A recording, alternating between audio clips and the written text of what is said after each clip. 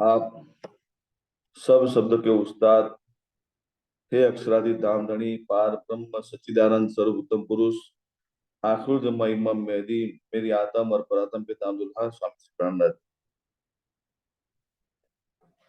वाराणसी सुंदर साथ जी, पिछले सप्ताह में हमने शौर किया था कि एक दानाई को लेकर चलने वाला जो चतुर होता है, दूसरा इश्क को लेकर चलने वाला जो दुनिया जिसको पागल कहती है, दोनों के बीच में जो तफावत की बात तो कहे दुनिया की तरफ से दिखती है, लेकिन धनी की नजर से देखे या फिर धनी की निस्बत को लेकर जब हमारी पुरातन पहचान करती है तो कोई तफावत नजर में नहीं आती, क्योंकि जो भी दानाई नजर आती है धनी की तरफ से नजर आती है। और इश्क के को लेकर जो पागलपन जो महसूस होता है दुनिया के अंदर, वो भी धनी की तरफ से ही महसूस होता है। ये सारी बातें हमने सऊर की थी सुधा जी।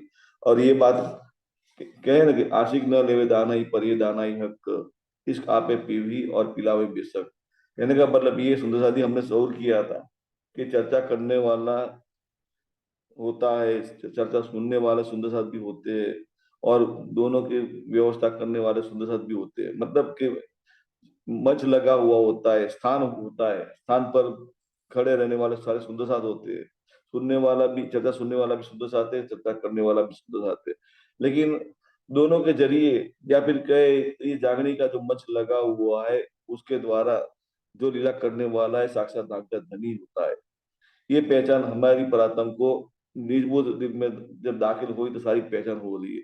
सुंदरता जी, ये प्रकरण का नाम ही है कि श्यामा माणी को जब तारतम मिला, तब अक्षराधि धनी के साथ जो बातें हुई, जिसको तारतम के बीच मूल वचन कहे, वो सारी बातें हमें परात्म को भी समझ में आती है। क्यों? क्योंकि जो श्यामा माणी का दिल का जो अनुभव है, इंद्रावती की परातप का दिल का जो अनुभव है, जो धनी ने निजभूत प्रदान करते हुए सारी पहचान कराई, वही पहचान हमारी परातम निज बुद्ध को दिल में धारण करते हुए धनी के साथ बातें करते हुए सारी बातें समझ रही है। सुंदर जी, ये माध्यम कुलजम वाणी है, लेकिन कुलजम वाणी कौन पढ़ रहा है? हमारा जीव पढ़ रहा है, जागरण दुख को लेकर पढ़ रहा है, अखंड की तरफ दृष्टि करते हुए पढ़ रहा है। और जीव के मार्फत से लीला देखने वाली हमारी परात्म निज बुद्ध को दिल में धारण करते हुए साक्षात धनी का दिल भीतर दीदार कर रही है, सारी पहचान कर रही है, और धनी के साथ बातें कर रही है, अपनी बातें सुनाती है और धनी की बातें भी सुनती है। सुंदर सी ये सारी बातों जो श्यामा मानी ने जो राज्य के साथ बातें की, वही बातें है। लेकिन सुंदर, ये जो सारी बातें जो दुनिया की तरफ जाहिर करने की बात करे, तो दुनिया की तरफ ये सारी बातें क्या कहलाएगी? क्योंकि ये बातें जो सारी जो दुनिया के अंदर जाहिर होती है, तो अकत बानी हो जाती है।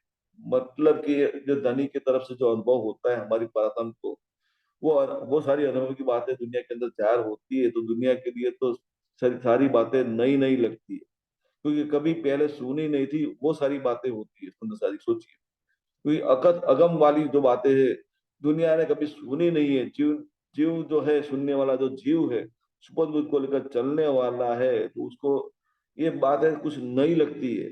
और जो सुपथ बुद्ध को लेकर जो सोचेगा तो क्या सोचेगा कि अपनी चतुराई से बातें कर रहा है, बातें बना रहा है, क्योंकि पहचान नहीं है इसलिए ये सारी बातें हो रही है। लेकिन जब जागृत बुद्ध को दिल में धारण करते हुए, अकल की तरफ दृष्टि करते हुए, अक्षर धनी की पहचान करते हुए सारी बातें समझता है, तो सब कुछ छुपा किसकी नजर आती है उसको? अक्षराधीन धनी की नजर में आती है सुंदर साथी। और जीव के मार्फत से लीला देखने वाली हमारी परातम को भी अक्षराधीन धनी की ही शोभा नजर में आती है।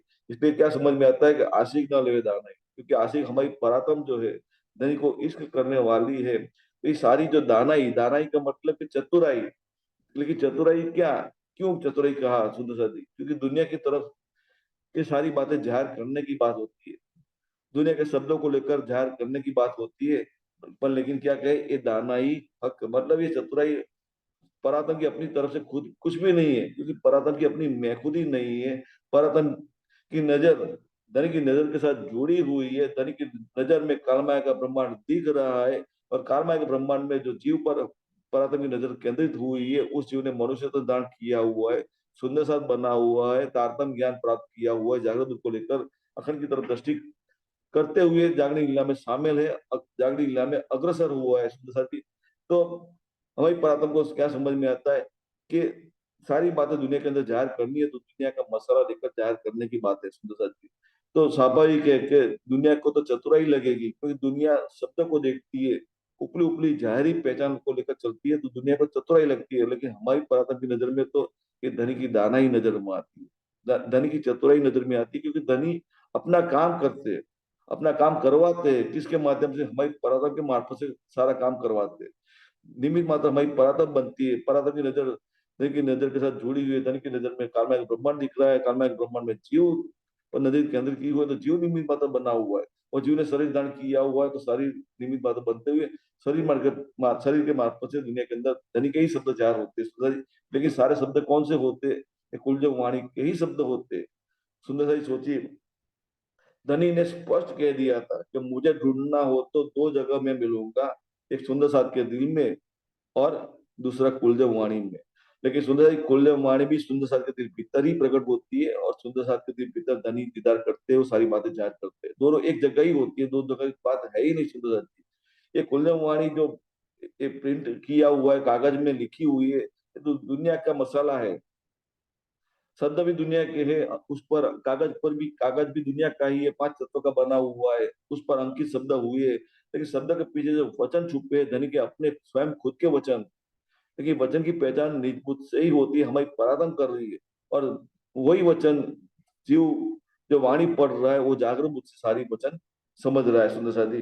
तो समझ में क्या आता है कि ये दानाई हक धनी की तरफ से, क्योंकि धनी ने सारी मैखुरी छुड़ा दी है, जीव की मैखुरी छूट गई है, परात्म की अपनी नजर जो जीव पर केंद्रित हुई है, तो उस नजर की बात करें तो दुनिया में उसको आत्म करके कहा है, तो आत्म की मैखुदी भी नहीं, और आत्म परात्म में मिल गई है, दिल भीतर जागृत हो गई है, परात्म दिल भीतर जागृति महसूस करती है, तो अपने आप को कहाँ महसूस करती है? मैं तो धनी के सन्मुख विराजमान हूँ, मैं तो परात्म हूँ। लेकिन परात्म का अपना अनुभव जब समझ में आता है निजबुद्ध को लेकर, तो क्या समझ में आता है? मैं तो अपने हिसाब से कुछ कर सकती नहीं, मूल मिला में उठना चाहती हूँ, उठ नहीं सकती हूँ, धनी का साक्षात दीदार करना चाहती हूँ, साक्षात दीदार नहीं कर सकती हूँ, धनी की साक्षात बातें सुनना चाहती हूँ, अपने कानों से सुन नहीं सकती हूँ, मैं अपनी साक्षात जबान से धनी के साथ मीठे मीठे बातें करना चाहती हूँ, लेकिन जबान बोल सकती नहीं है।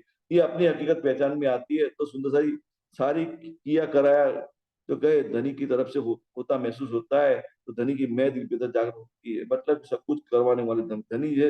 ये सारी बातें समझ में आती है, तो क्या समझ में आती है कि चतुराई हक की और हक का इलम। सुंदर सा जी, ये इलम की जो बातें कहे, तो कुलजवानी में एक चौपाई ऐसी है, क्योंकि इश्क इलम की बात को लेकर जो कहे, तो हमने पिछली बार यही सबूत किया था कि इश्क को सुख और है, और सुख इलम, इलम का सुख अलग होता है, इश्क का सुख अलग होता है।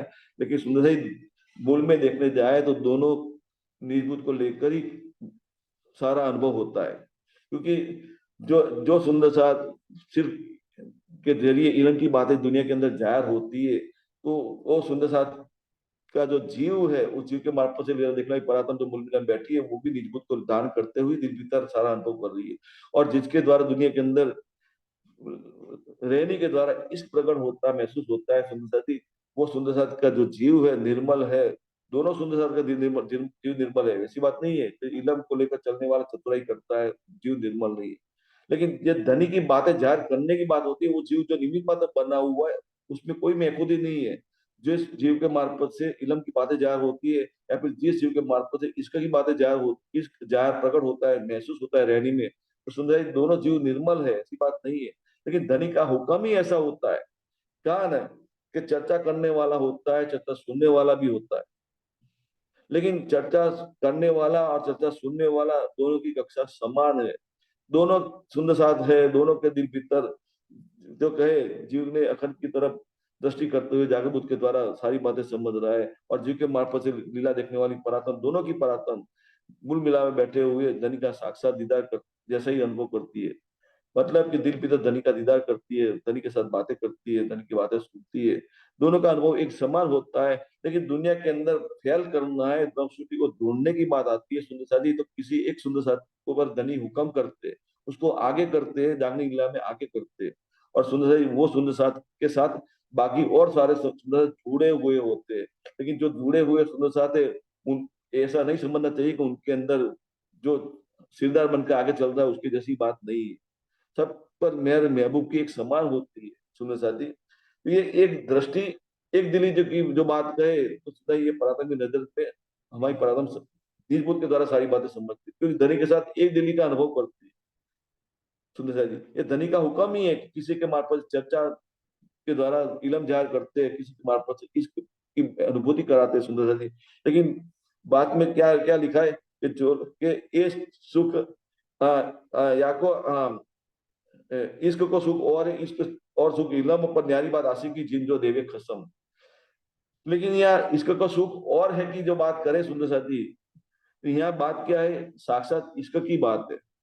दिल पिता तो धनी इश्क प्रदान करते ही है, लेकिन साक्षात इश्क की जो बात करे वो सुख तो जागृत होने के बाद प्राप्त होने की बात है, क्योंकि धनी हम जो दीदार करते हैं दिल भीतर दीदार देते हैं, लेकिन धनी का साक्षात दीदार करने की बात होती है, वो बात होती नहीं है। तो अब हमारी पराधन निर्भुत द्वारा सारी बातें क्योंकि समझ रही है, पूरा परंदाम दिल भीतर जागृत हो गया है, सारी परंदाम की सारी बातें समझ रही है, धनी की पहचान कर रही है। परंदाम समझ रहा है कि मेरा मूल है, मेरा स्थान है।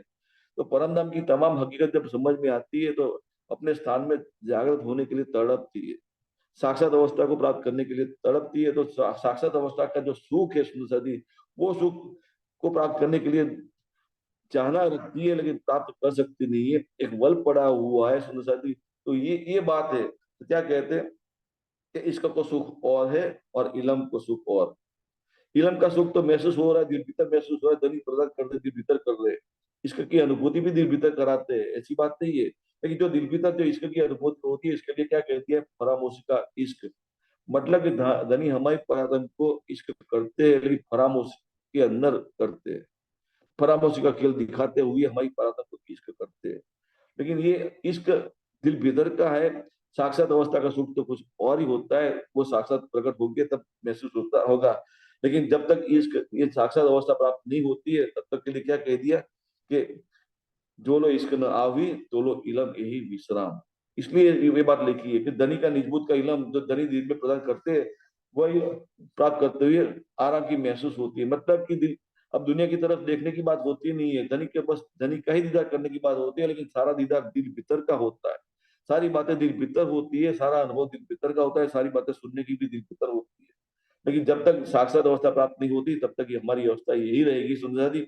लेकिन दुनिया ये सारी बातें समझेगी नहीं, लेकिन सारी बातें समझ में कब आएगी, जब दिल में निजबुत धारण करेंगे हमारी परात्म, और जीव जागरूक को लेकर अखंड की तरफ दृष्टि करते हुए खड़ा रहेगा, और तब सारी बातें समझ में आएगी सुंदर जी। अब क्या कहते हैं, दीवारा मूर्ख मिले सियानत मिले शैतान, तो दर्द ज्ञान दो जुदे मिले न पीने पहचान। सुंदर ये 32 नंबर की चौपाई है कि दीवाना मूर्ख मिले सियानत मिले शैतान, कि दीवाना और मूर्ख दो बात होती है। एक एक इश्क में जो पागल होता है उसको दुनिया दीवाना कहती है, और कोई जो और मूर्ख की बात करे उसको क्या कहे, मूर्ख भी कहेगी कि दुनिया को उसको कोई भान होता नहीं है। और सियानत मिले शैतान, सियानत मतलब चतुराई, लेकिन चतुराई तो शैतानियत की बात है। पिछली बार हमने शोर किया था कि बुजुर्गी मारे रे बुजुर्गी साथी, बराबर इसमें बुजुर्गी का मतलब कि अहंकार की बात है, कि यही देवी न देखने मेरे दूल्हे का मुख कांदू। ये मैखुदी जब दिल भीतर जागृत हो जाती है दुनिया की तरफ से कहे तो ये मैखुदी धनी और हमारे बीच पर्दा कर देती है, इसलिए उसको क्या कह दिया, शैतान।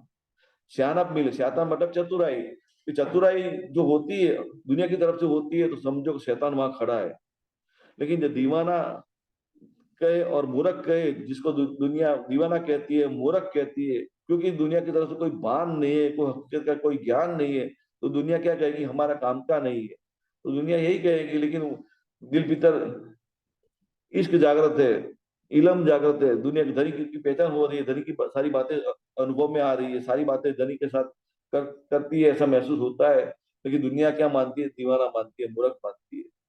लेकिन दर्द ज्ञान दो जुदे, सुंदर जी सोचिए, दर्द जो इश्क को लेकर होता है और ज्ञान, ज्ञान के साथ चतुराई जुड़ी हुई होती है। लेकिन चतुराई कब नजर में आती है, दुनिया की तरफ से दुनिया की बुद्धि से बात करते हैं तब चतुराई नजर में आती है। लेकिन वही इलम जब धनी का इश्क का अनुभव महसूस करते हुए धन की बातें दुनिया के अंदर जाहिर करने की बात होती है, तो वो भी इलम की ज्ञान की बातें होती है, ज्ञान वो भी ज्ञान ही कहलाता है। लेकिन वो ज्ञान अपनी तरफ से कोई होता नहीं है, धनी की तरफ से होता है, इसलिए में दुनिया में कोई चतुराई नहीं होती है। लेकिन ये ज्ञान और इलम, दुनिया की जाहिरी दृष्टि से देखे तो अलग देखते हैं, लेकिन जब परंदम की दृष्टि से देखे तो हमें परंदम को सब धनी की मेहर नजर में आती है। धनी ही इलम को जार करने वाले हैं, धनी इश्क को प्रकट करने वाले हमारे सन्मुख। तो मिलन न पिंड पहचान, सुधाई जब तक निजबूत दिल में दाखिल नहीं होती तो ये सारी के भेद रेखा, जो पट्टी भेद रेखा जो नजर में आती है वो समझ में आती नहीं। तो कब मुड़ दर्द मिले पर दर्द ना कबू शैतान, ये 33 नंबर की चौपाई है सुंदर जी, कि कबू मूड दर्द मिले पर दर्द ना कबू शैतान। क्योंकि जारी दृष्टि से देखे जो चतुराई को लेकर जब चलता है तो समझो तर्क करता है, अपनी बुद्धिमत्ता को लेकर अपनी बात को सत्य साबित करने के लिए कोशिश करता होता है। मतलब मैं इल्मी हूँ, मुझे ज्यादा पहचान है, तो सुंदर जी जो बातें बताएगा वो माने क्या कहेगा कि मेरी बातें सत्य है। और फिर अपनी बात को सत्य साबित करने के लिए कई दलीलें पेश करेगा, कई तर्क वितर्क करेगा, लेकिन सोचे सुने उसके दिल भीतर निजबूत नहीं है, जागरूक नहीं है, सिर्फ तार्तन ज्ञान लिया हुआ है, चौपैया का रट्टा लगाया हुआ है, सारे शास्त्र पढ़े हुए, किसी की लिखाट पढ़ी हुई है, रट्टा लगा दिया, परंतु की बातें करता है, लेकिन सुपन बुद्ध का दिल भीतर जागृत है अभी। सुपन बुद्ध मतलब कि दुनिया का अंश दिल भीतर है अभी जागृत। तो सोचे सुंदरी वो सारी बातें क्या कहलाएगी, उसकी खुद की तरफ से कहलाएगी, जीव की तरफ से कहलाएगी। और जीव की तरफ से कहलाएगी तो जीव तो किसका अंश है, आदिनारायण महाविष्णु का अंश है, तो स्वाभाविक है कि क्या कहलाएगा, शैतान की बात होगी। सोचिए सुंदर साहब, क्योंकि इसलिए क्या कहते हैं, कबो मोड़ दर्द मिले पर दर्द ना कबू शैतान, मतलब कि उसके दिल भीतर इसका अनुभव होता है। ऐसी बातें सुनते हैं सुंदर साहब जी, ऐसे सुंदर साहब से तो बातें में इसके प्रकट वैसा महसूस होता नहीं। जो दर्द जो सारी बातें दिल को छूने वाली जो होती है, वो दर्द हमारी प्रार्थना को दिल पिता अनुभव आना चाहिए, वो दर्द होता नहीं है। क्योंकि हमारी प्रार्थना भी सुनती है, लेकिन किसके मार्फत से सुनती है, जिस जीव पर नजर केंद्रित हुई है, जीव के ऊपर, वो जीव के मार्फत से सारी बातें सुनती है। मतलब जीव सुनता है तो मतलब परात्मा सुनती है ये सारी बातें। तो लेकिन अब दिल भीतर नींबू जागृत हो गई तो सारी पहचान हो रही है, कबू मूड दर्द मिले पर दर्द ना कबू शैतान। मतलब कि मूड व्यक्ति जो जिसको दुनिया मूर्ख कहती है, दीवाना कहती है, पागल कहती है, जो धनी के प्रेम में पागल है, इश्क में पागल है, दुनिया के कोई हकीकत को लेकर चलता नहीं है, बस अपनी मस्ती में मस्त है, उसकी बात कहे शुद्ध रहती तो उसके अंदर दर्द दिखाई देता है, उसकी बातों में दर्द दिखाई देता है। सोचिए सुंदर सती, सबसे बड़ा दृष्टांत तो कहे गोपी की बात करें, जो गोपियां जो थी वो कभी सारी की सारी गोपियां अनपढ़ थी, कभी पढ़ने गई नहीं थी, शास्त्र का उन्हें कोई ज्ञान था ही नहीं। लेकिन सोचिए सुंदर, आज संसार क्या कहती है, सारा संसार में क्या कहलाया जाता है, मतलब कहा जाता है कि गोपियां जो है ऋषि मुनियों की गुरु है। सारी गोपियां उसकी अवस्था की बात को देखकर या फिर उनका अनुभव को लेकर आज दुनिया क्या कहती है, गोपियां जो है वो सारी गोपियां ऋषि मुनियों के गुरु है। मतलब गुरु कौन होता है, जो ज्ञान देने वाला होता है उसको गुरु कहते हैं। लेकिन गोपियां तो कभी पढ़ने गई नहीं थी, शास्त्रों से अनजान थी, शास्त्रों का कोई ज्ञान था ही नहीं, फिर भी उसको गुरु कहा। क्यों कहा, क्योंकि गोपियां प्रेम में पागल थी। किसके प्रेम में, कृष्ण जी के प्रेम में पागल थी। सुंदर सा सोचिए, अभी प्रेम की बात करें, फिर प्रेम के अंदर जो सारे शब्द निकलते जो है दिल भीतर से निकलते हैं, तो सारे शब्द दुनिया के लिए ज्ञान की बातें ही होती है। क्योंकि जो उसका जो शब्दों का जो निचोड़ जो कहे, सारा सार कहे, सार रस की जो बात करे सुंदर साथी, तो सारा सार वेदों के अंदर नजर आता है। सुंदर साथी, वेदों के अलावा कुछ बात होती ही नहीं है। सुंदर साथी, कभी वेद पढ़ा ना हो तो भी ये सारी बातें वेद में जैसे लिखी हुई ऐसा ही बात होती है, मानो कि उसने वेद पढ़ा हुआ हो ऐसा ही लगता है। इसलिए क्या कहते हैं, कबू मुड़ दर्द मिले पर दर्द ना कबू सहता। लेकिन ये जो ये इश्क को लेकर जो बातें जो होती है, ये जो दर्द जो कसक उठती है, वीरा की जो तड़प उठती है, वो जो शैतान की जो बात करें चतुराई को लेकर जो चलने वाला जो होता है उसके अंदर होती नहीं है। लेकिन चतुराई कब वो कहलाती है, सारी बातें दुनिया की बुद्धि को लेकर जब करेंगे, कुलने वाले की सारी बातें दुनिया की बुद्धि को लेकर करेंगे शुद्ध साथी, तो हमारी चतुराई कहलाएगी, शैतानियत कहलाएगी। मतलब कि हमारे दिल भीतर अक्षराधीश धनी विराजमान नहीं है, शैतान विराजमान है। मतलब कि हम हमारे दिल भीतर आदिनारायण महाविष्णु विराजमान है, और आदिनारायण महाविष्णु की बुद्धि सुपन बुद्ध है, तो हम सुपन बुद्ध को लेकर ही सारी बातें कर रहे हैं, चतुराई की बातें कर रहे हैं। और चतुराई की बातों में कभी दर्द होता नहीं है, इसलिए सुनने वालों को भी असर कुछ होता नहीं है। सोचिए सुंदर जी, इसलिए क्या कहते हैं, कबो मोड़ दर्द मिले, मतलब कि मूर्ख के अंदर इश्क की झलक दिखाई देती है, प्रेम दिखाई देता है, लेकिन जो शैतान, जो चतुराई को करने वाला जो होता है, उसकी बातों में दर्द, मतलब प्रेम की झलक कभी दिखाई देती नहीं है। तो बीज अंकुर दो जुदे, बैर सदाई जान। अब बीज अंकुर दो जुदे, मतलब कि जैसी जैसी जैसी निस्बत, कहने का मतलब ये है सुंदर साथी, कि हमारी परात्म निस्बत को दिल में धारण करते हुए दुनिया की तरफ देखती है, लेकिन दुनिया की तरफ देखने का मतलब धनी की नजर में देख रही है। धनी की नजर में कालमाया का ब्रह्मांड दिख रहा है, और ब्रह्मांड के अंदर जागनी लीला में जो जीव शामिल है, सुंदर साथ बना हुआ है, और वो सुंदर साथ का जो जीव है, अखंड की तरफ दृष्टि करते हुए जागरण बुद्ध को लेकर जागनी लीला में शामिल है। तो सुंदर, तो जीव और परातम दोनों की बात करें तो एक एक जैसा तालमेल हुआ है, और तालमेल धनी की तरफ से है। सारी बातें जीव के मार्फत से धनी की बातें दुनिया के अंदर जाहिर होती है, लेकिन सुंदर साथी, इसमें सारी बातें क्यों समझ में आती है, दुनिया की तरफ देखने की बात आती है, तो सुंदर साथ की तरफ देखते हैं, तो कई सुंदर साथ की जो रहनी जो नजर में आती है, तो कोई सुंदर साथ अभी जीव भाव को लेकर चलता है, कोई आत्म भाव को लेकर चलता है, मतलब ईश्वर सृष्टि का भाव लेकर चलता है, कोई प्रभु सृष्टि का भाव लेकर चलता है। मतलब कि तीनों की कक्षा हमारी परात्पर नजर स्पष्ट नजर नजर आती है। किसकी रहनी कैसी होती है, स्पष्ट नजर में आता है। सोचिए सुंदर, ये नजर कब आता है, निजबुद्ध दिल में जागृत जागृत है तब समझ में आती है। लेकिन सोचिए सुंदर, ये जब फर्क तफात की जो बात करें, सिर्फ दिल भीतर जागृत बुद्ध जागृत है, निजबुद्ध नहीं है, तो ये तफात नजर में नहीं आएगा। समझने जैसी बात है कि हम सिर्फ जागृत बुद्ध को लेकर चले, दिल में निजबुद्ध धनी की जो जागृत हुई नहीं, धनी प्रदान करने वाले निजबुद्ध वो दिल में अभी आई नहीं है, सिर्फ जागृत बुद्ध को लेकर चलेंगे, तो सोचे सुने हमारी दृष्टि में क्या नजर आएगा, सत्य असत्य दोनों अवश्य नजर में आएंगे, लेकिन असत्य को छोड़ने की बात होगी और सत्य को सिर्फ दिल में धारण करने की बात होगी, वो बात होगी नहीं। मतलब कि हमारी आत्मा परात्म की नजर में अभी पर्दा पड़ा हुआ है। सोचिए सुनिए, मतलब और हमारी परात्म के मार्फत जो लीला होती है, वो लीला क्या कहलाएगी, आड़ी का लीला कहलाएगी। मतलब कि जागृत बुद्ध से बातें तो अवश्य होगी, परंदा की बातें होगी, हम अवश्य रोज बोलेंगे श्री राशि चक्रासी पदम्बों में विराजमान भय, सारी बातें परंदा की बात अवश्य करेंगे, लेकिन दिन भीतर निजबूत जागृत नहीं हुई हम हमारी परात्म को अभी, तो परम धाम की सारी जितनी भी बातें कर रहे, लेकिन फिर भी हमारे लिए पर्दा बना हुआ है। क्योंकि नजर में क्या आ रहा है, जागृत बुद्ध को लेकर धनी का नूर समझ में आता है, अक्षर ब्रह्म की तमाम हकीकत समझ में आती है, लेकिन परंदम की तरक्की की बात करें, इश्क की तमाम हकीकत की बात करे, वो इश्क की जो लेकर जो अनुभव की बात करे, वो भी समझ में आती नहीं है। वो इश्क को लेकर सारी बातें समझ में कब आती है, जब निजबो दिल में दाखिल हो जाती है, तब समझ में आती है सारी सुंदर सारी। तो बीज अंकुर दो जुदे, बेर सदाई जान, मतलब ये चतुराई और इश्क की बात, दोनों के बीच में आसमान जमीन का फर्क है, दोनों के बीच फर्क है। दुनिया की चतुराई को लेकर चलेंगे, परंदा की सारी बातें करेंगे, तो मानव के धनी के चरणों से दूर है। मैं सागर में वही बात बताई सुशांत जी के, दो मेयर देखत खेल में लोग देखे ऊपर का जहूर, जाए अंदर मेयर कछु नहीं आखिर हो दक से दूर।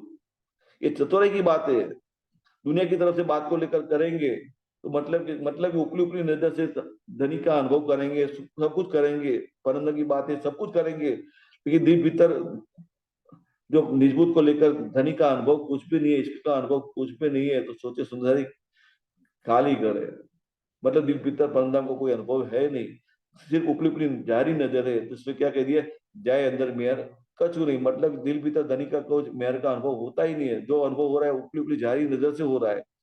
सोचिए सही, लेकिन क्या फिर आगे क्या कहते, मेहर सोई जो बात नहीं जो मेहर बार और आखिर लग तरफ धनी की कमी कछु है रावण। सुंदरई धनी ने ये मेहर जाहिर की है, दो प्रकार की मेहर जाहिर की है, एक जागृत बुद्ध की मेहर और दूसरी निर्बुद्ध की मेहर। जागृत बुद्ध से धनी का जाहिरी स्वरूप नजर में आता है, और निजबुद्ध से धनी का भीतरी का स्वरूप के इश्क का जो लबालब दिल में लबालब इश्क भरा हुआ है, उसकी पहचान होती है सुंदर साथी। इसलिए जाहिरी दृष्टि को लेकर चलेंगे, तो सत्ता की पहचान होगी, और सत्ता की पहचान होगी सोचे सुन सारी, तो ब्रह्मांड बनने मिटने वाली लीला की पहचान होगी, और ब्रह्मांड बनने मिटने वाली लीला की बात होगी तो द्वैत की बात होगी, तो द्वैत की बात होगी सोचे सुन सारी, तो चतुराई की बात आएगी, ऊंच नीच की बात आएगी, द्वैत की बुद्धि की बात आएगी, सुपन बुद्धि की बात आएगी, सोचे सुन सारी। जागृत बुद्धि बनी हुई है, लेकिन आचरण कैसा होगा, दुनिया वाला होगा, द्वैत की बुद्धि का होगा, सुपन बुद्धि का होगा, सोचे तो कितना फर्क है। 313 सुंदर साथ को दिवचंद्र जी महाराज ने जागृत किया था, पूरी जिंदगी में जागृत बुद्ध को लेकर सारी बातें सुनाई, लेकिन सुनने वाले 313 शुद्ध साथ की जागनी कभी परमधाम में हुई नहीं। उनके बीच में आड़ बना रहा, दिल परमधाम की सारी बातें करते थे, लेकिन परमधाम का दिल भीतर कोई अनुभव था ही नहीं। सुंदर साथी सोचिए, इसलिए इंद्रादी कहती है कि देवचंद्र जी महाराज परमधाम को देखकर सारा वर्णन कर रहे हैं, लेकिन मुझे परमधाम क्यों नजर में आता नहीं है। तो सुंदर साथी उसने बहुत सारी कष्टी की, और देवचंद महाराज ने क्या कह दिया, मुझे उठाकर तू बैठ जा, तब जाकर तुझे अनुभव में आएगा। मतलब कि मेरे बाद तुझे ही तेरे द्वारा जो लीला होगी तो सारी होगी। कहने का मतलब ये सुंदर साथ जी, ये छठे दिन जागने की लीला जो चल रही है अभी, जिसको अखंड जागनी रास लीला कहते हैं, तो इस जागनी रास की लीला में सुंदर साथ जी अक्षरादि धनी एक एक सुंदर साथ को जागृत करते हैं। और सुंदर साथ कौन, श्यामा जी का अंग हो सुंदर साथ, उसकी बात है, जो परातम मूल विला में बैठी है उसकी बात है सुंदर साथ जी। तो एक एक परातम पर हुक्म करते हुए उसके दिल भीतर विराजमान होकर सारी बातें समझा रहे, मतलब कि एक एक परातम को दिल भीतर विराजमान होकर सारा सुख प्रदान करते हैं, और सारी परातम का सारा जो सुख जो अनुभव कर रही है अपना अपना अलग महसूस कर रही है। कहने का मतलब ये है सुंदर साथी कि जो जो परातम उर्मिला में बैठी है, सबकी नजर धनी की नजर के साथ जुड़ी हुई है, और सबकी नजर धनी की नजर में जो देख रही है, कालमाय का ब्रह्मांड देख रही है। कालमाय के ब्रह्मांड के अंदर जो जीव दिख रहा है, जीव ने मनुष्य तन धारण किया हुआ है, उसे एक एक मनुष्य तन पर परातम की नजर केंद्रित हुई है।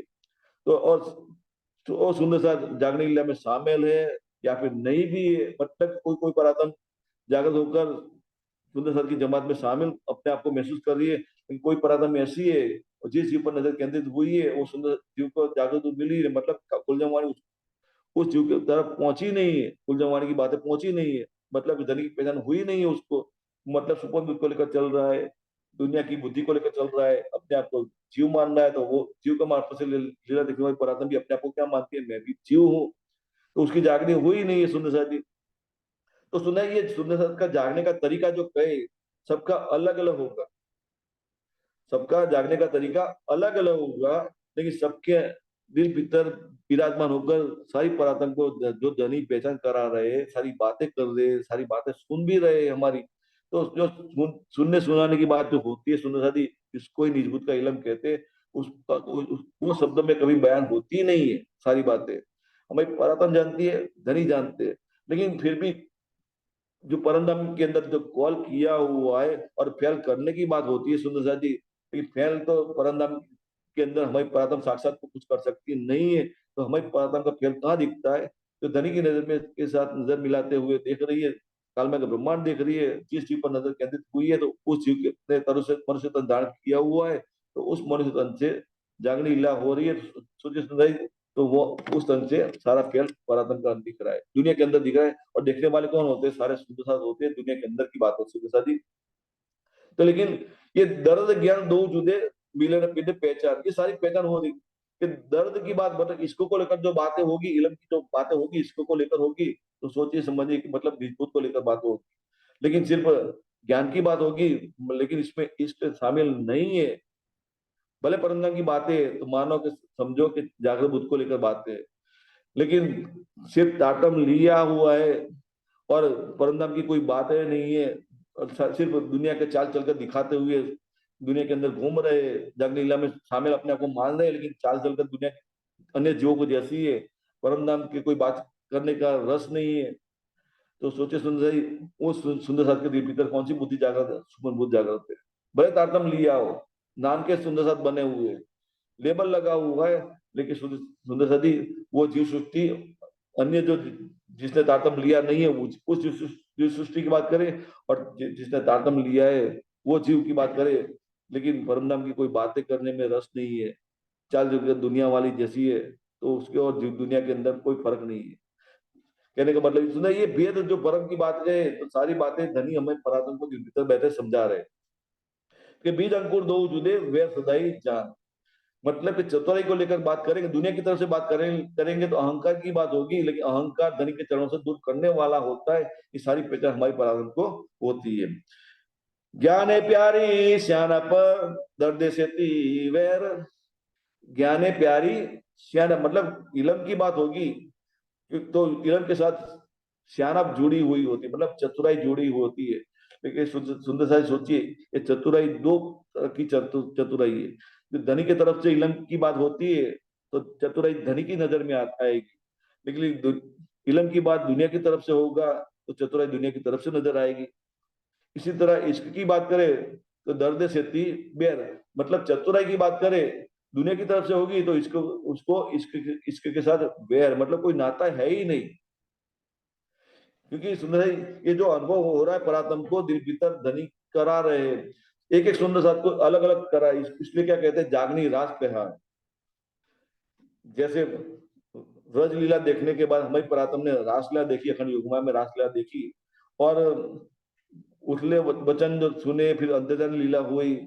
फिर अंतर्धान लीला के बाद धनी ने फिर से ब्रजनानंद स्वरूप धारण करते हुए एक गोपी एक कृष्ण बनकर लीला की, और परम नाम की इश्क की लीला की। सोचिए अखंड योगमाया के अंदर अक्षर ब्रह्म को दिखाने के लिए तो गोपी बनकर लीला देखने वाली हमारी परात्म ने धनी का इश्क का अनुभव किया रासलीला में।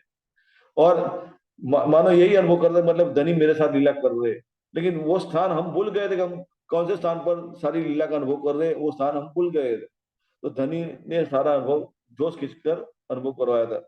लेकिन सुंदर सुंदर सारी ये एक गोपी एक कृष्ण की जो बात कहे, हर एक गोपी को यही मानती थी कि कृष्ण मेरे पास है, दूसरे के पास है नहीं।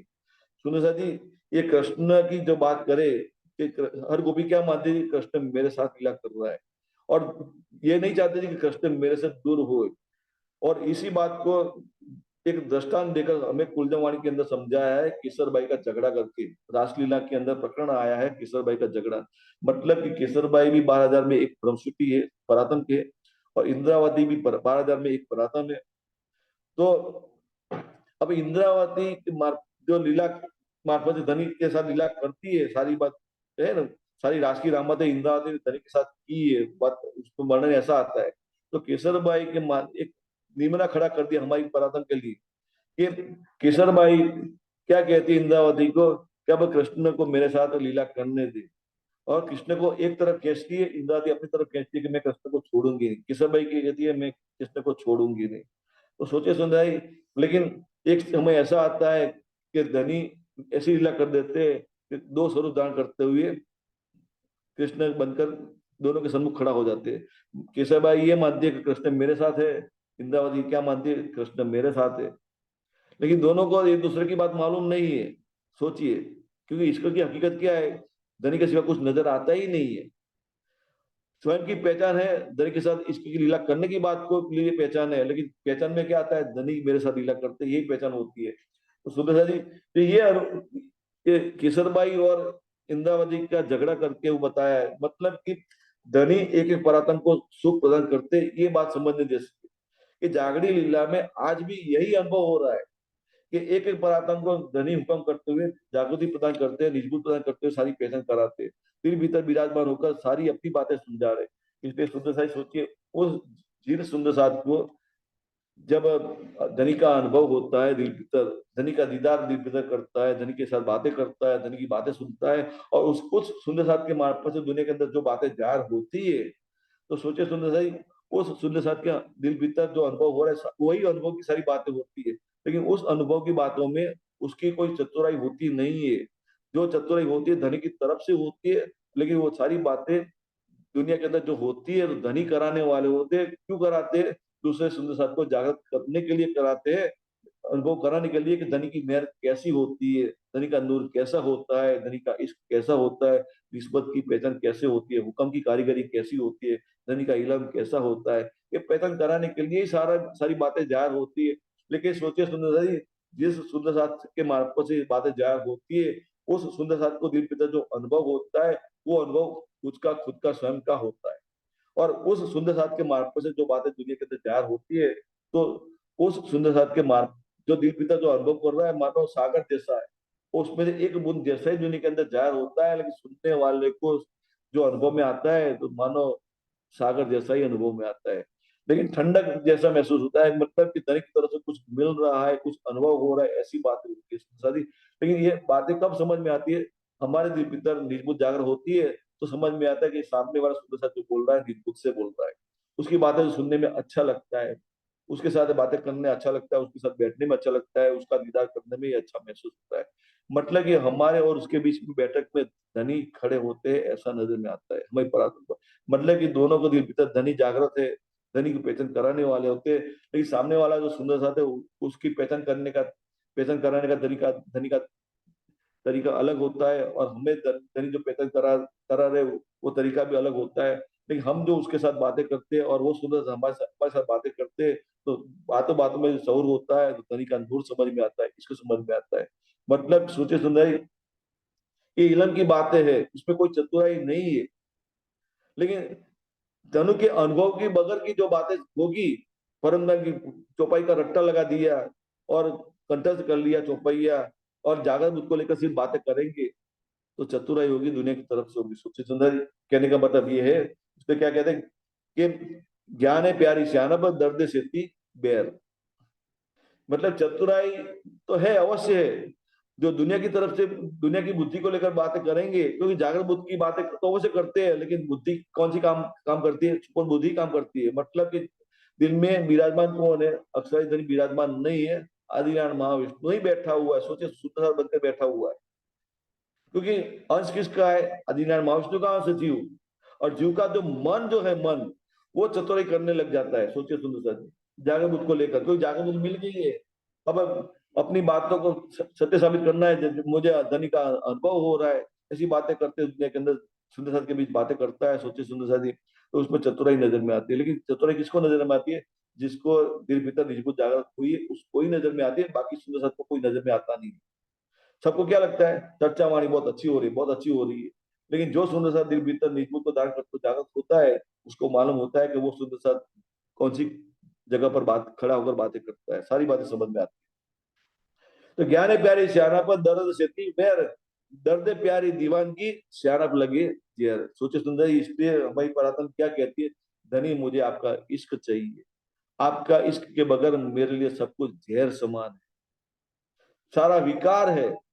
सोचे सुंदर सही, तारतम्य में क्या बोलते हैं, जब ये सुख अंग में आवी तब छूट जाए सब विकार। सब विकार का मतलब कि दुनिया की तरफ से सारे भाव, अखंड योगमाया की तरफ से सारे भाव, मतलब इस सुपन बुद्ध और जागृत बुद्ध की तमाम हकीकत को छोड़कर सिर्फ निजबोध की हकीकत को दिल में धारण करते हुए धनी की बातें करने की है, धनी के साथ बातें करनी है, धनी की बातें सुननी है, धनी का अनुभव करने की बात है, सोचे सुंदर, और वो बात होती है धनी का दिल, इसके दिल भीतर अनुभव करने की बात है। तो ये सारी बातें निजबूत को लेकर है, इसलिए क्या कहते हैं सियानम लगे यार, ये किसको समझ में आता है, हमारे परातन को समझ में आता है। लेकिन ये सारी समझ क्यों आती है, कि जिस जीव के मार्फत से लीला देख रही है हमारी परातन, वो जागृत को लेकर अखंड में अपने आप को खड़ा महसूस करता है, धनी के चरणों में कुर्बान हुआ है।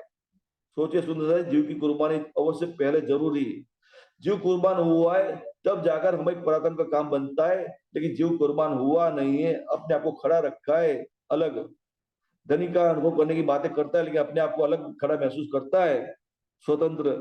तो सोचिए जीव ने अपनी मैखुदी को लेकर खड़ा है, तो सारी बातें दुनिया की क्या सुपन दूध को लेकर ही कहलाएगी, मतलब बातें जागरूक बुद्ध की होगी, लेकिन उसका अमल सुपन दूध को लेकर होगा, तो दुनिया के जीव की जैसी बात होगी कहलाएगी। इसलिए क्या कहते हैं, सियानम लगे क्या, ये हमारी परम को सारा अनुभव होता है।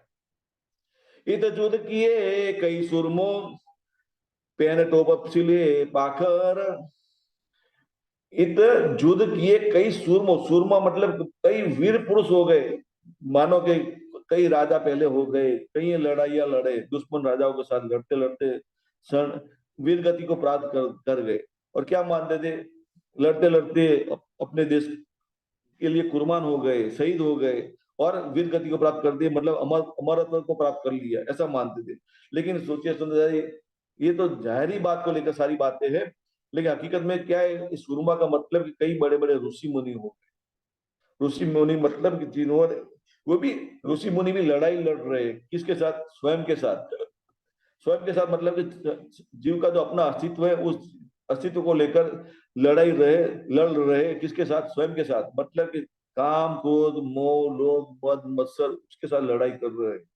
लेकिन फिर भी क्या कहते हैं, इत जुद किए कई सुरमो पैन टो सिले पाकर। मतलब वैराग्य धारण किया हुआ है, मतलब दिल में वैराग्य को प्राप्त कर लिया है और मोह माया अहंकार सब कुछ छोड़ दिया है, अपने आप को कुर्बान मानते हैं। ऐसे भी बड़े बड़े जो लोग हो गए ऋषि मुनि, उसकी बात कहे तो क्या कहते हैं कि वचन बड़े रण बोल के उलट पड़े आखिर। वचन बड़े रण बोल के मतलब कि जैसे वीर गति को प्राप्त करने वाला राजा जो लड़ता है रण प्रदेश, रण में लड़ता है, मतलब रण मैदान में लड़ता है, दुश्मन राजा से लड़ता है और वीर गति को प्राप्त करता है, बड़ी बड़ी लड़ाइयां लड़ता है। कोई क्योंकि लड़ाई होती है तो उसमें किसी को जीत होती है, किसी की हार होती है। तो यार कहने का बड़े राजा का दृष्टांत देकर क्या बता, ऋषि मुनि जो बड़े बड़े हो गए संसार के अंदर, क्योंकि कुलजा माड़ी के अंदर पहले प्रकरण में ही सारी बातें बताई है कि सुख संकादिक ने नव टली लक्ष्मी नारायण फरी वरी विष्णु वैकुंठ लीता माए सागर शिखर नमग्या है ये ऊपर सुख हो बिया नाम तक के ना लो। कहने का मतलब ये सुंदर सादी के मोह तत्व को लेकर सारी दुनिया खड़ी है, कालमाय ब्रह्मांड खड़ा है। कहाँ खड़ा है? धनी की नजर में खड़ा है, फरामोशी को लेकर खड़ा हुआ है। और कौन देख रही है? हमारी परातम मूल मिला में बैठे सारी फरामोशी का खेल देख रही है। तो सोचे सुने फरामोशी की सारी लीला समझ रही है, रिजबूत को धारण करते हुए।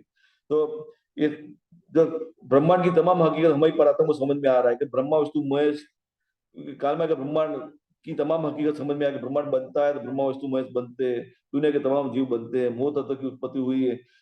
और ये ब्रह्मांड की उत्पत्ति हुई है तो क्या समझ में आता है? ये माया से ऊपर नीचे मूल धनी तक की, मतलब कि सत्ता धनी ने अपनी नजर में खड़ी की हुई है। तो हमें हमारी प्रार्थना को पहचान कराने के लिए ही सत्ता को खड़ा किया है अपनी नजर में। सत्ता को खड़ा किया है तो सत्ता का ब्रह्मांड मतलब कालमाया का ब्रह्मांड दिख रहा है। और कालमाया के ब्रह्मांड की हकीकत को कहे तो मोह तत्व को लेकर कालमाया का ब्रह्मांड दिख रहा है। तो ब्रह्मांड के अंदर दुनिया के तमाम जीव की बात करें, आदिनारायण महाविष्णु भी एक जीव है, सबसे बड़ा जीव आदिनारायण महाविष्णु है। और उस जीव के अधीन दुनिया के तमाम जीव है, ब्रह्मा विष्णु महेश को लेकर 14 लोग का तमाम जीव आदिनारायण महाविष्णु के अधीन है। सोचिए सुंदर सरी, लेकिन सारे के सारे जीव ब्रह्मा विष्णु की बात करें, आदिनारायण महाविष्णु की बात करें तो मोह तत्व को लेकर खड़े। कहाँ खड़े? धनी की नजर में कालमय ब्रह्मांड जो दिखाई दे रहा है उस ब्रह्मांड के अंदर खड़े है। लेकिन सबके सबकी बुद्धि कैसी है? स्वप्नवत है, सुपन बुद्ध है। अब मतलब कि अखंड की कोई पहचान नहीं है। इसलिए क्या कहते हैं, और कईयों ने खोज की है। और वेद की भी बात करें, वेदों ने भी परमात्मा की खोज करने के लिए सात शून्य की तरफ दौड़ लगाई, शून्य को उल्लंघित कर अखंड की तरफ जाने के लिए दौड़ लगाई, लेकिन शून्य में जाकर अटक गए। और अटक गए तो आगे जा सकते नहीं, तो अंधेरा दिखाई दिया तो क्या कह दिया? न इति न इति, मतलब जिस परमात्मा को खोज करने के लिए गए तो यहाँ तो है ही नहीं। दुनिया के अंदर ढूंढा, यहाँ तो नहीं है। लेकिन जिस जगह पर है उस जगह पर जाने के लिए हमारी कोई दम नहीं है, कोई बुद्धि नहीं है, हमारी बुद्धि काम करती नहीं है, हम शक्तिमान नहीं है। इसलिए क्या कह दिया? अगम निगम कह दिया। उसकी पहचान हम नहीं कर सकते, उसको पार पाम सकते नहीं है। सोचे सुंदर है, ये वेद की हकीकत है। और वेद को मूल लेकर दुनिया के तमाम धर्म शास्त्रों की उत्पत्ति हुई है। जितने भी दुनिया के अंदर धर्म दिखाई देते हैं और धर्म को आचरण करने वाले, धर्म को लेकर ऋषि मुनि कई बड़े बड़े हो गए, कई वैराग्य को लेकर, मतलब कि काम क्रोध मोह लोभ मद मत्सर सारे जीते हुए, मतलब वीर बनकर दिखाई देते, महारथी जैसे लड़ने वाले, माया के साथ लड़ने वाले। मानो कि संसार को छोड़ दिया है ऐसा कहे तो भी चले, लेकिन फिर भी किसी ने भी आज दिन तक संसार को छोड़ा नहीं। मतलब कि मोह तत्व से परे कोई किसी की दृष्टि भी गई नहीं, एक भी ऋषि मुनि बताए किसी की भी नजर अखंड की तरफ गई नहीं। ब्रह्मा विष्णु महेश की नहीं गई, आदिनारायण महाविष्णु की नहीं गई है, तो उसके आदि दुनिया के तमाम जीव की कैसे जा सकती है? सोचे सुंदर साथी, ये सारी बातें हमारी पराधम समझ रही है। क्या कहते हैं? ये तो युद्ध किए कई सुरमो पैर टोप सिले पाकर, मतलब कि युद्ध मैदान में राजा लड़ने के लिए जाता है तो सारे कवच कुंडल धारण करता है, बख्तर पहनता है, मतलब कि दुश्मन कोई राजा वार करे तो उसके शरीर को कोई हानि ना हो, कोई घाव ना लगे, मर ना जाए, इसलिए सारे शस्त्र सरंजाम धारण किए हुए लड़ने जाता है और लड़ाई लड़ता है और जीतता है। उसी तरह कई ऋषि मुनियों ने अपने अपने, क्योंकि सुपर बुद्ध को लेकर चलने वाले सारे ऋषि मुनि जितने भी बड़े बड़े हो गए, सबकी हकीकत की बात है। तो कईयों ने दौड़ लगाई अखंड में जाने के लिए, बट कई शस्त्र सरंजाम धारण करते हुए दौड़ लगाई, लेकिन एक एक भी बताओ, एक भी जीव की बात करे, कोई अखंड में जा सका नहीं। वचन बड़े बड़े रण बोल के उलट पड़े आखिर, मतलब बातें तो ज्ञान की बड़ी बड़ी बातें की, लेकिन उनका आचरण कहे, उनका अमल कहे, दुनिया के अंदर का ही था। अखंड की तरफ का एक का आचरण किसी का भी था नहीं। सोचिए सुंदर जी, ये तो बात हुई 81 पक्ष की बात हुई, लेकिन 82वां पक्ष की बात करे, वल्लभाचार्य की बात करे, तो उन्होंने अखंड में जाने के लिए छिद्र पाड़ा। एक ऐसा जीव था वल्लभाचार्य जी का जीव, उसके द्वारा धनी ने ऐसी करामत करा दी, उसके द्वारा ऐसा बुलवा दिया समाधि अवस्था में कि भाई अखंड वृंदावन में आज भी ब्रज रासलीला अखंड हो रही है। और उनका मंत्र है, बज मन वृंदावन श्री कुंज बिहारी नित्य विलास। मतलब कि अखंड वृंदावन में आज की ब्रज ब्रज लीला और रासलीला अखंड हो रही है। ये इतनी बातें उनके द्वारा जाहिर हुई, किसके द्वारा जाहिर हुई? वल्लभाचार्य के द्वारा। इसलिए उनका 82वां पक्ष कहलाया। मतलब दुनिया के 81 पक्ष, उसके ऊपर 82वां पक्ष कहे तो कृष्ण की बात को लेकर कहा गया। और उसके ऊपर 83वां पक्ष की बात करें, अक्षर पंचवासना का है, तो अक्षर पंचवासना में की बात करें, आदिनारायण महाविष्णु की बात आती है, फिर शंकर जी की बात आती है, फिर ब्रह्मा जी के मानस पुत्र सनक सनादिक सनंदन सनत कुमार, वो बात आती है। और फिर मतलब ब्रह्मा विष्णु में तीनों की बात आ गई। बाकी दो की बात करें तो कबीर जी और सुखदेव जी, उनके मार्फत से, उनके द्वारा जो दुनिया के अंदर जो ज्ञान बात जाहिर हुई, ज्ञान की बातें जाहिर हुई। सोचे सुंदरी, सुखदेव जी के द्वारा भागवत जाहिर हुआ, और कबीर के द्वारा कबीर वाणी दुनिया के अंदर जाहिर हुई। तो उन कबीर वाणी की बात करें या भागवत की बात करें, तो भागवत के अंदर तो 11 वर्ष 52 दिवस की लीला की बात, व्रज लीला की बात लिखी हुई है। और उसके अंदर परमात्मा का प्रेम छलकता नजर आ रहा है, सबको अनुभव में आ रहा है। लेकिन इशारे की बातें निशानी के तौर पर सारे ग्रंथ लिखवा दिए। कबीर की वाणी में भी अक्षरों को लेकर सारी अखंड की बात, अक्षरों को लेकर सारी बातें बताई हुई है। लेकिन सोचे सुने, कबीर की खुद की हकीकत की बात करे तो कहे, वो तो मैं तो चलने की कोशिश कर रहा था, लेकिन बीच में डेरा पड़ गया, किसको देऊंगा। मतलब कि मैं जहां तक पहुंचा हूं, उसके आगे 9 लाख कोस पर दूर जो खड़ा है परमात्मा का घर है, उस घर में अबलाएं बसती है। मतलब ब्रह्मसुट्टी परात्म की बात है। और लेकिन मैं जाने की कोशिश करता हूँ, वहां मैं जा सकता नहीं। सुंदर चौपाई तो याद नहीं है, लेकिन कहने का भाव ये है, मतलब कि कबीर की अक्षर की पंचवासना की बात है, तो उनका 83 का पक्ष की बात करें, लेकिन उनकी तमाम हकीकत दुनिया की बुद्धि को लेकर दुनिया के अंदर जा रहा, उनके द्वारा धनी ने हुक्म के द्वारा शास्त्रों के अंदर ज्ञान लिखवा दिया। लेकिन जागरूक बुद्ध किसी के अंदर थी नहीं। अक्षर की पंचवासनाओं की बात करें, उनके अंदर भी जागरूक बुद्ध तो है ही नहीं। भले उनके द्वारा अक्षर की थोड़ी थोड़ी बातें जाहिर करवा ली, अक्षर की अक्षर मन की बात को लेकर, लेकिन जागरूक बुद्ध तो दिल में थी नहीं। तो सबने घटाया कि इधर दुनिया के अंदर ही घटाया। ये 82वां और 83वां पक्ष की बात करें, उसकी बात है सुखदेव सुंदरधारी। लेकिन धनी ने ही जागरूक बुद्ध को जाहिर कर दिया। और 81 पक्ष की बात करें तो तमाम धर्म ग्रंथों की बात करें, तमाम धर्म ग्रंथों का खुलासा कर दिया। 82वां पक्ष की बात करें तो भागवत को लेकर सारा खुलासा कर दिया। ब्रज लीला कहाँ खंड है, रासलीला कहाँ खंड है, सारी बातें जाहिर कर दी। और अक्षर की पंचवासना की बात करें तो कबीर की बात को लेकर सारी ज्ञान की जो बातें उसके मूल में जो क्या कहना चाहते हैं, वो सारी बातें पेटर्न कराई जागरूक के द्वारा। लेकिन जब 25 पक्ष ब्रह्मज्ञान की बात करें, वो तो निजबुद्ध के द्वारा ही जाहिर हुआ। वो सिर्फ किसके वास्ते? हमारी पराक्रम के वास्ते। सुंदर सारी पहचान हमारी पराक्रम कर रही है। लेकिन और दुनिया की तरफ से बात करें तो क्या समझ में आता है कि इर्द जुद किए कई सुरमो पेन को सिल पाकर वचन बड़े रण बोल के उलट पड़े आखिर। लेकिन हमारी पराक्रम अपने आप को क्योंकि सुहागिन मान रही है, क्योंकि धनी की पहचान हो गई, दिल भीतर पहचान हो गई है। और जिस जीव के मार्फत से लीला देख रही है, वो जीव अगन की तरफ दृष्टि करते हुए, जागरूक को धारण करते हुए धनी के चरण में कुर्बान हुआ है, मतलब समर्पित हुआ है। और धनी का काम करने के लिए जी हजूर करने के लिए खड़ा हुआ। मतलब कि धनी उस तन से लीला करवाते, जागनी लीला कराते, सारी पहचान दुनिया के अंदर कुंजवाणी के शब्द जार होते दुनिया के अंदर। शब्द जार करने का कारण क्यों? सुंदरसाई के न जाना में कौन सुहागिन है। मतलब कुंजवाणी को दुनिया के अंदर जाहिर करने की बात है।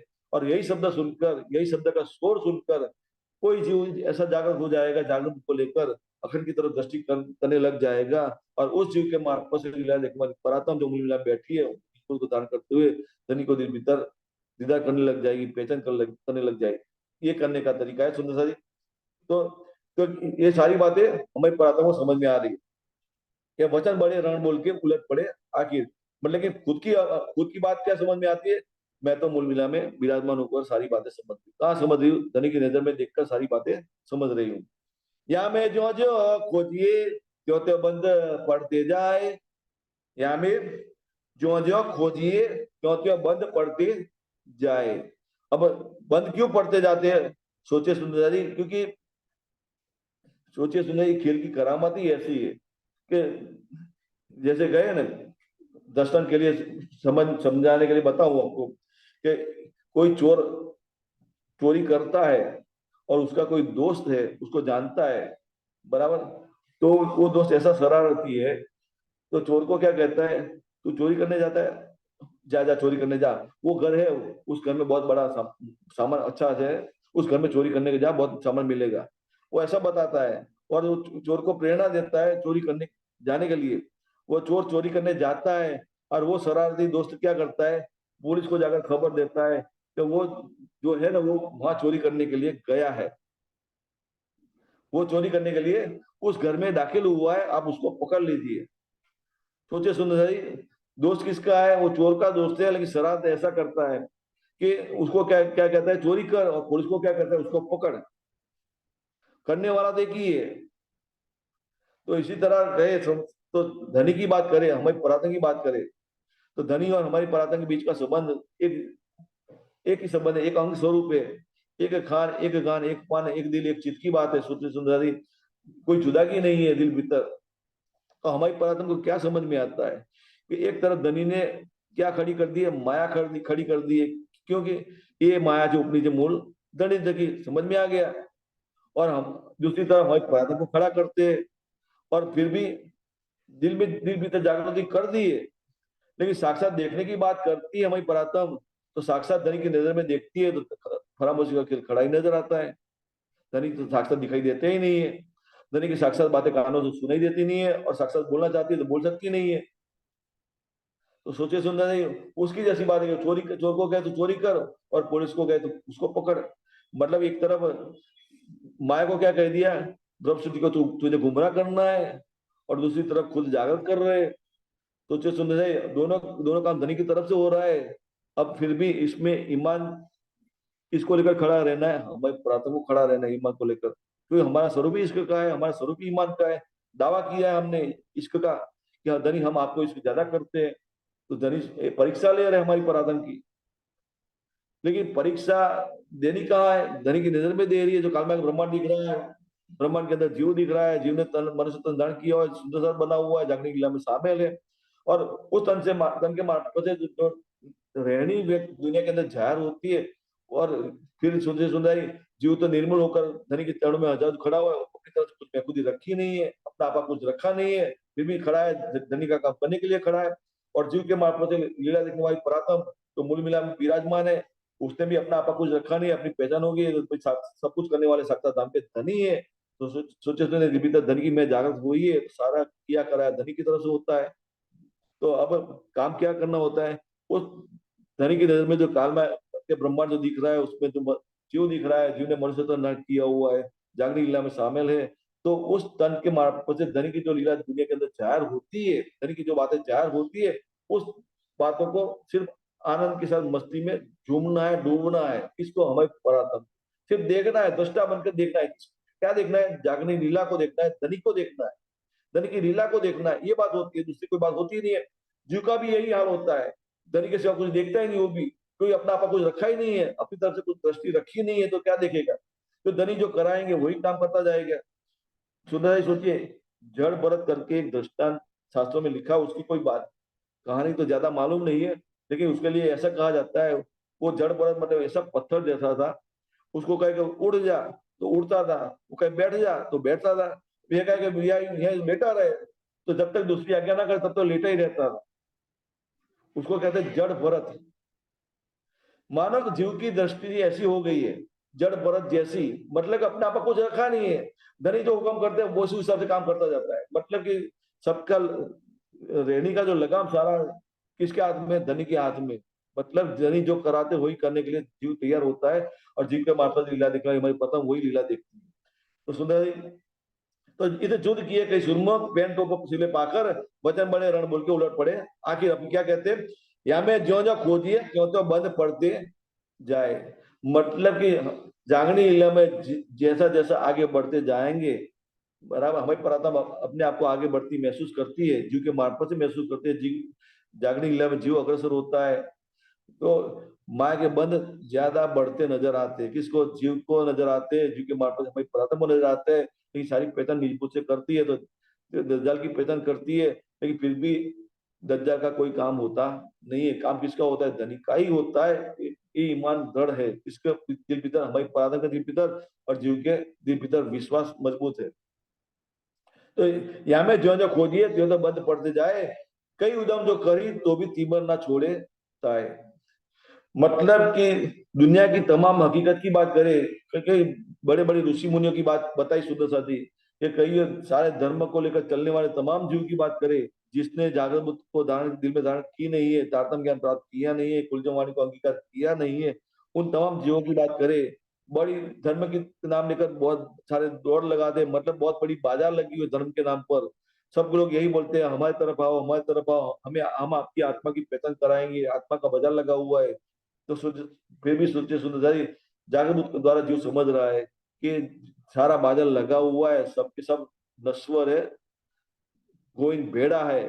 समझ में आ रहा है किसको, जीव को समझ में आ रहा है जागरूक द्वारा, और जीव के मार्फत से लीला देखने वाली हमारी परतन को समझ में आ रहा है कि सारा माया का बाजार लगा हुआ है। लेकिन फिर भी न जानो जिनमें कौन सुहागिन होए, उस ढूंढने के लिए आगे बढ़ना तो आवश्यक है। आज जीव आगे बढ़ रहा है जागने लीला में, लेकिन दूसरों की भी बात करें, जो धर्म के नाम को लेकर जो आगे बढ़ते हैं, किसी ने भी मोह तत्व को छोड़ा नहीं है। और खुद की भी बात करें तो संसार को लेकर चलने की बात आती है, काल में ब्रह्मांड खड़ा है, कहा धनी की नजर में खड़ा है, परामर्शी का खेल देख रही है, हमारी परम साक्षात नजर से देख रही है। लेकिन जब तक धनी ने अपनी नजर में काल में का ब्रह्मांड खड़ा रखा है, तो हमारी परात्म भले दिन भीतर जागृत हो गई है, फिर भी धनी हमारी परात्म साक्षात नजर से क्या दिखा रहे हैं, परामर्शी का खेल ही दिखा रहे हैं। लेकिन फरामोशी का खेल देखते हुए हमारी प्राणों की नजर दिल भीतर जागृत हो गई दिल भीतर, लेकिन फरामोशी का खेल देखते हुए धनिक की लीला कोई महसूस करती है। धनिक क्या, इसको नजर समझ में आता है, नूर समझ में आता है, हुक्म समझ में आता है, इलम समझ में आता है, सारी पहचान धनी की हो रही है। मतलब कि इत भी धन उत भी धन, दोनों लीला का अनुभव कर रही है, परंदाम की लीला का भी अनुभव कर रही है और जागनी लीला का भी अनुभव कर रही है। लेकिन सारी लीला के पीछे धनी की ही कारीगरी समझ में आती है, तो धनी की पहचान कर रही है। ये सारा अनुभव हमें पराधन को दिव्य तो होता जाता है, ये दृष्टि दुनिया की तरफ से तटस्थ करते हुए, अलग करते हुए सारी पहचान कर रही है। तो ये शुद्ध अजू कि ना परी बढ़त जात विवाद, ये शुद्ध अजू किन ना परी बढ़त जात विवाद, मतलब जब तक जीव को जागृत बुद्धि मिलती नहीं है, तब तक तो ये विवाद बना रहेगा। मतलब कि दुनिया धर्म को लेकर जो लड़ती झगड़ती है कि हमारा धर्म बड़ा है, हमारा संप्रदाय बड़ा हुआ है, ये बातें होती रहेगी। लेकिन जीव जागृत बुद्धि को लेकर धारण करते हुए, अखंड की तरफ दृष्टि करते हुए अक्षराधीन धनी की पहचान करता है, तो सोचे शुद्ध सही, सब जगह धनी की कारीगरी समझ में आती है। और सनातन धर्म की बात करें तो निजानंद के सिवा कोई नजर में आता ही नहीं है।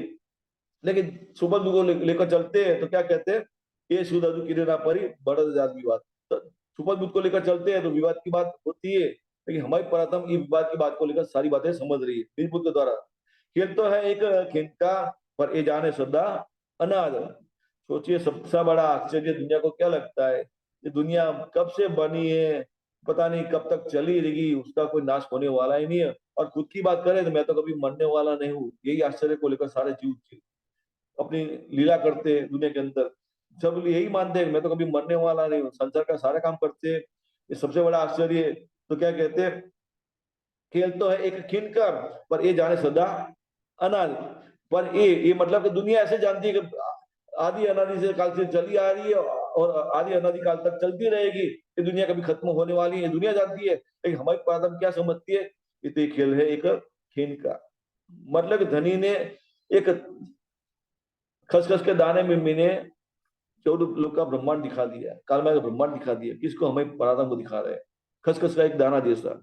क्योंकि अब दुनिया अब छोटी नजर आ रही है, किसको, हमारे पराक्रम को। पहले भी दृष्टांत दिया था, सोचे सुंदर भाई, हम आज वैज्ञानिक युग है। आज सभी देश अपने अपने अवकाश की तरफ रॉकेट उड़ाते हैं और अवकाश में अपना मतलब उपग्रह छोड़ते हैं और उपग्रह को स्थापित करते हुए अपने देश का विकास करने की बातें करते हैं। तो सोचिए सुंदर भाई, मानो कि एक रॉकेट में हम बैठ गए और चंद्र की तरफ जा रहे हैं, और चंद्र की तरफ जाते हुए दुनिया की तरफ देखते हैं तो पृथ्वी का गोला छोटा नजर आता है। जब तक जमीन पर खड़े पृथ्वी के गोले पर जमीन पर खड़े थे तो हमें पृथ्वी का गोला छोटा नजर नहीं आता था, लेकिन उसी बहुत बड़ी नजर आती थी। लेकिन जब दुनिया से ऊपर उठकर जब आकाश की तरफ गए रॉकेट में बैठकर, जैसे जैसे ऊपर जाते रहे और दुनिया की तरफ देखते, पृथ्वी के गोला की तरफ देखते तो पृथ्वी का गोला छोटा नजर आता जाता है। तो इसी तरह मानो कहे सुंदर है भाई, पुरातन की नजर दिल भीतर जागृत हो गई है, मतलब परमधाम के अंदर भीतर परमधाम का अनुभव कर रही है, मूल मिला बैठने का अनुभव कर रही है। तो मैं मूल मिला बैठे हुए सारा खेल देख रही हूँ, यह अनुभव जागृत हो गया है दिल भीतर। तो धनी की नजर में अब कालमा का ब्रह्मांड दिख रहा है, कैसा दिख रहा है? खसखस के दाने जैसा दिख रहा है, छोटा नहीं दिख रहा है। मतलब कि तमाम ब्रह्मांड की हकीकत समझ में आ रही है उसको। लेकिन जब निजबुद्ध दिल में दाखिल नहीं हुई थी, जीव को जागृत बुद्ध मिली नहीं थी, तो हमारे परात्म ने जिस जीव पर नजर केंद्रित की हुई थी वो जीव सुपन बुद्ध को लेकर चलता था, तो हमारी परात्म क्या मानती थी? मैं भी दुनिया का जीव हूँ। और दुनिया को बहुत बड़ी मानती थी। क्या मानती थी? आदि अनादिकाल से दुनिया चलती आ रही है, पता नहीं कब तक चलती रहेगी। ब्रह्मा विष्णु महेश को अपना परमात्मा मानती थी, मतलब अपना आयुष्य तो 100 साल का मानती थी। मैं तो मरने मरने मिटने वाली हूँ, मरने वाली हूँ, ये सब यही समझती थी। और ब्रह्मा विष्णु महेश तो कभी मरने वाले नहीं है, यही मानती थी। लेकिन अब जीव को जागृत बुद्धि मिल गई, जागृत बुद्धि को लेकर खड़ी की तरफ दृष्टि करते हुए खड़ा हो गया, दुनिया से दूर अपने आप को किनारा कर लिया, और दुनिया को खिसखस के दाने जैसा छोटी दिख रहा है। और जीव के मार्फत से लीला दिखने वाली हमारी परात्म नीति को धारण करते हुए पिता जागृत हो गई, धनी का दीदार करती है, धनी के साथ बातें करती है, धनी की बातें अपनी सुनाती है। तो सोचे तो सही, खेल की तमाम हकीकत उसको समझ में आ रही है। क्या समझ में आता है? खेल तो है एक इनका, पर ये जाने सदा अनाज, मतलब एक क्षण के लिए बना है। मतलब परंदन की तरफ देखे तो धनी ने अभी खेल देखना शुरू किया, उसको व्रत लीला भी देखा दी, रासलीला भी दिखा दी और जागनी लीला भी दिखा रहे, पर अभी अभी खत्म, चपटी में खत्म हो जाएगी, ऐसा समझ में आ रहा है। तो खेल खावन जो त्रैगुण जानो याते जासी, फिर तो खेल की तरफ देखते हैं तो त्रैगुण मतलब ब्रह्मा विष्णु महेश की हकीकत की बात करे तो क्या समझ में आता है? जानो याती जासी फिर, मतलब कि जब जागृत बुद्ध नहीं थी तो हम क्या मानते थे कि दुनिया के तमाम धर्म ग्रंथों की उत्पत्ति हुई है। सूत्र सुंदर, ये 38 नंबर की चौपाई है कि के ब्रह्मा विष्णु महेश की बात करें तो, और दुनिया के धर्म ग्रंथ की बात करें तो ये ग्रंथ को लेकर हम परमात्मा की प्राप्ति कर लेंगे। या फिर कहे कि वैकुंठ को हम अपनी मुक्ति का स्थान मानते थे। वैकुंठ की मुक्ति 4 प्रकार की जो बताई है, सालोक सायुज सामीप्य सारूप्य, जो 4 प्रकार की मुक्ति बताई है। लेकिन वैकुंठ की मुक्ति है, लेकिन वैकुंठ का स्थान चौलोक के अंदर ही है, भीतर ही है। और भागवत में तो स्पष्ट लिख दिया है कि महाप्रलय होता है, चौलोक का नाश होता है, फिर 5 तत्व का नाश होता है, 3 गुण का भी नाश होता है। और 3 गुण, ब्रह्मा विष्णु महेश की बात करें तो 3 गुण को लेकर खड़े हैं। ब्रह्मा जी रजोगुण का देवता कहा गया है, विष्णु भगवान को सतोगुण का देवता कहा गया है, शंकर भगवान को तमोगुण का देवता कहा गया है। लेकिन भगवत क्या कहती है? जब महाप्रलय होगा तो 3 गुण का नाश होगा। अब 3 गुण का नाश होगा तो सोचिए सुंदर, 3 गुण को धारण करने वाले ब्रह्मा विष्णु महेश कैसे रहेंगे? जब गुण ही नहीं रहेगा तो वो ब्रह्मा विष्णु महेश का स्थान भी कैसे रहेगा? वो उनका स्थान जो दुनिया जिसको मुक्ति का स्थान मानती है, वैकुंठ भी कैसे रहेगा? चौलोक का स्थान तो नहीं रहेगा, तो चौलोक के अंदर ही वैकुंठ आया हुआ है, वैकुंठ भी कैसे रहेगा?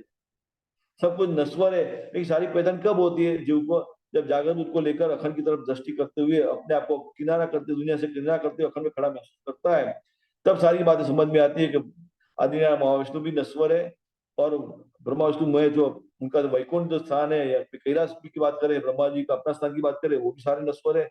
और दुनिया जिसको मूर्ति का स्थान मानती है, सब कुछ नश्वर है। ये सारी पहचान जीव को हो जाती है, और जीव के मार्फत नींबू की तरह हमारी परात्मा भी सारी पहचान कर लेती है।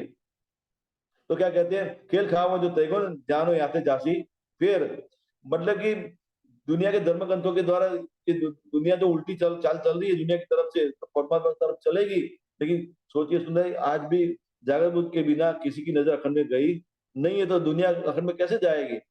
यहाँ दृष्टि फेरने की बात है। मतलब दुनिया जो दुनिया की तरफ देखती है, सुपन बुद्ध को लेकर दुनिया की तरफ देखती है, परमात्मा की तरफ देखने की बात होती नहीं है, अखंड की तरफ देखने की बात होती नहीं है।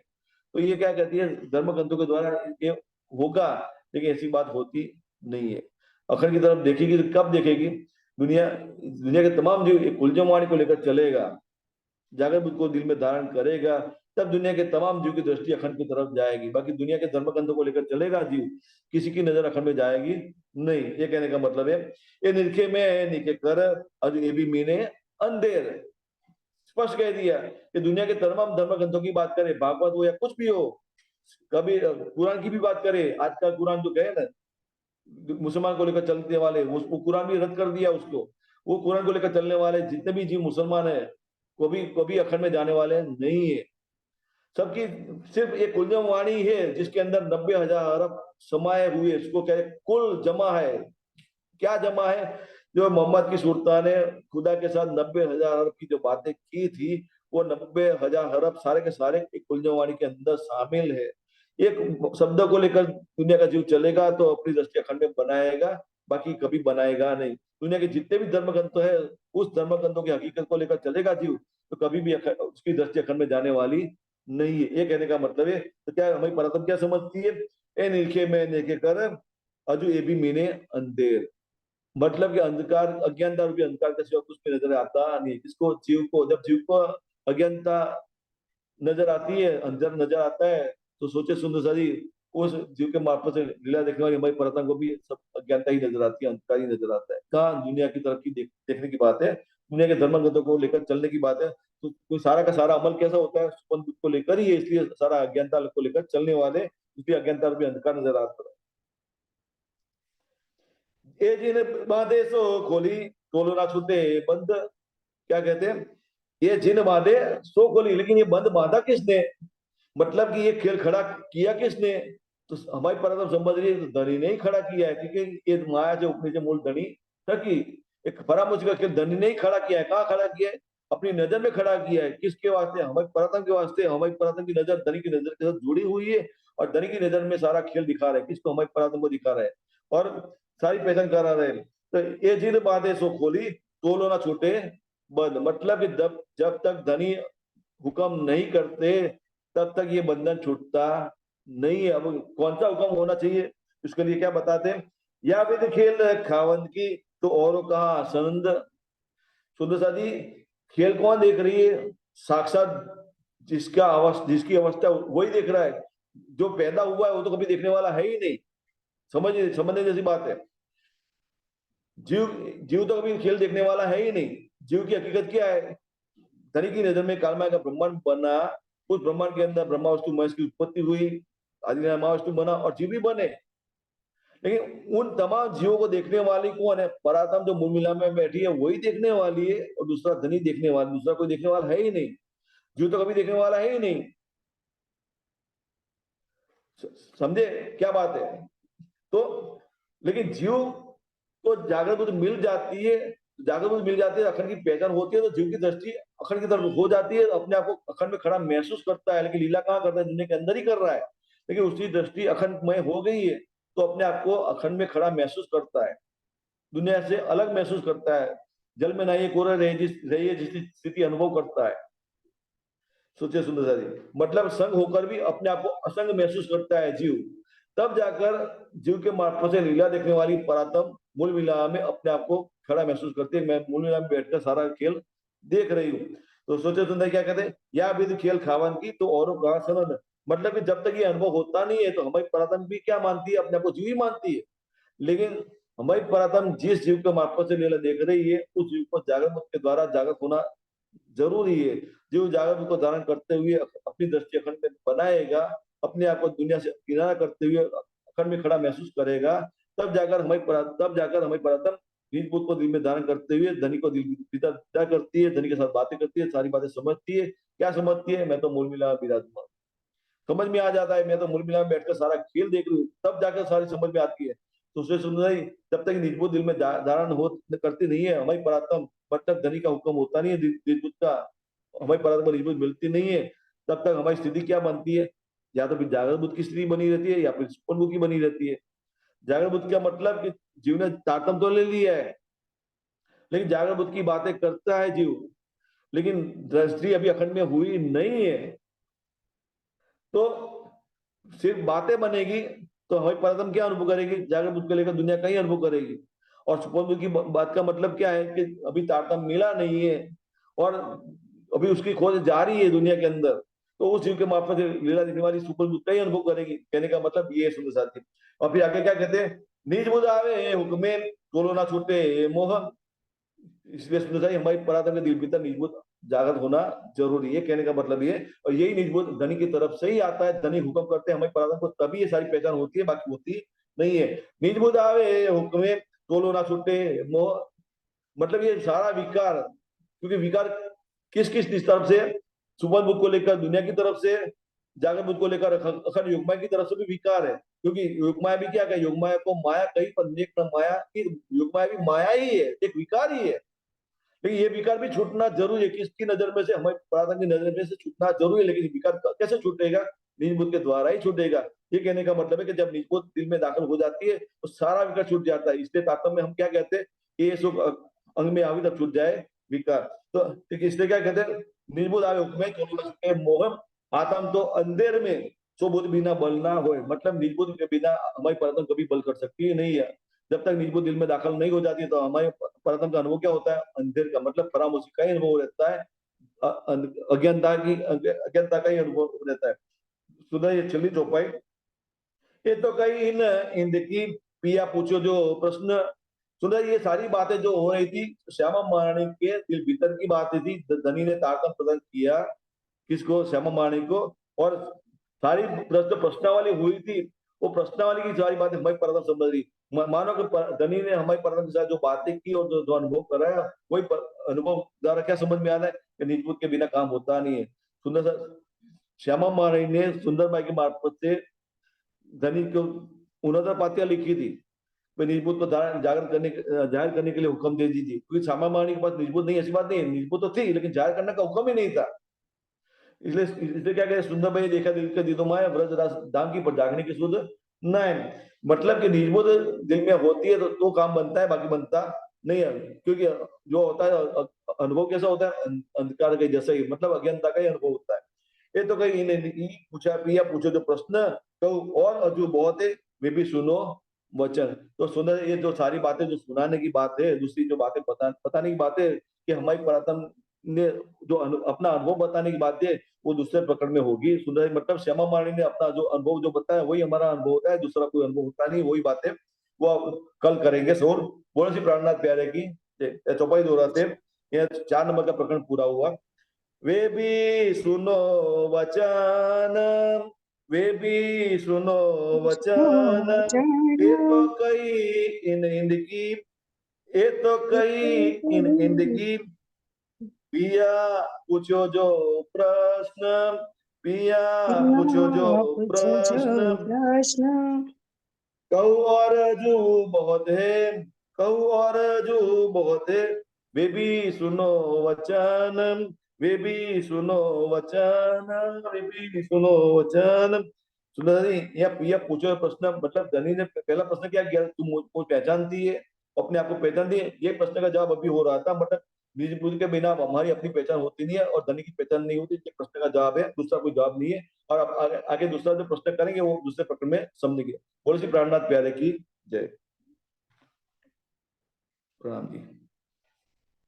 प्रणाम जी, बधा सुंदर साथ ने प्रेम प्रणाम। प्रणाम जी, सब सुंदर साथ को प्रेम प्रणाम जी।